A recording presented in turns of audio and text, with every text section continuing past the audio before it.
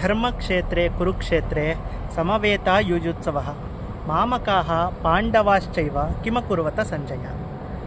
ಈ ಶ್ಲೋಕ ಯಾವುದು ಅಂದರೆ ಭಗವದ್ಗೀತೆಯ ಮೊದಲನೇ ಅಧ್ಯಾಯದ ಮೊದಲನೇ ಶ್ಲೋಕ. ನಮ್ಮ ಶ್ಲೋಕಗಳಾಗಲಿ ಸುಮ್ಮನೆ ಏನೂ ಮಾಡಿಲ್ಲ, ಒಂದು ಕ್ಯಾಲ್ಕುಲೇಷನ್ ಇದೆ. ನಮ್ಮ ಭಗವದ್ಗೀತೆ ಏನು ಅಂತ ಇದೊಂದೇ ಶ್ಲೋಕದಲ್ಲೇ ನಾವು ತಿಳ್ಕೊಂಬಿಡ್ಬೋದು. ಹೇಗೆ?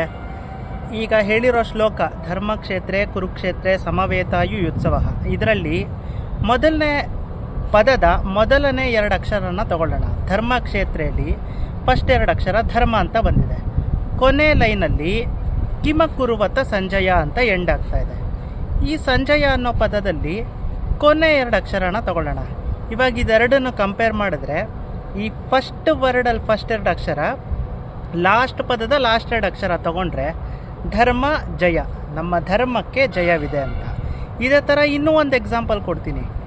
ಫಸ್ಟ್ ಶ್ಲೋಕದ ಫಸ್ಟ್ 2 ಅಕ್ಷರ, ಲಾಸ್ಟ್ ಶ್ಲೋಕದ ಲಾಸ್ಟ್ 2 ಅಕ್ಷರ.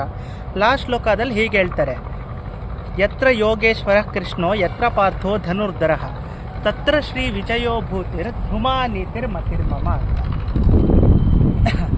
ಈಗ ಮೊದಲನೇ ಶ್ಲೋಕದ ಮೊದಲನೇ ಪದದ 2 ಅಕ್ಷರ ಧರ್ಮ ಅನ್ನೋದು ತಗೊಳ್ಳೋಣ.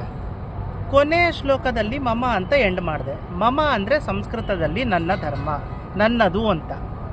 ಈಗ ಲಾಸ್ಟಿಂದ ಫಸ್ಟಿಗೆ ತಗೊಳ್ಳೋಣ. ಮಮ ಧರ್ಮ, ನನ್ನ ಧರ್ಮ ಅಂತ ಹೇಳ್ತಾ ಇದ್ದಾರೆ.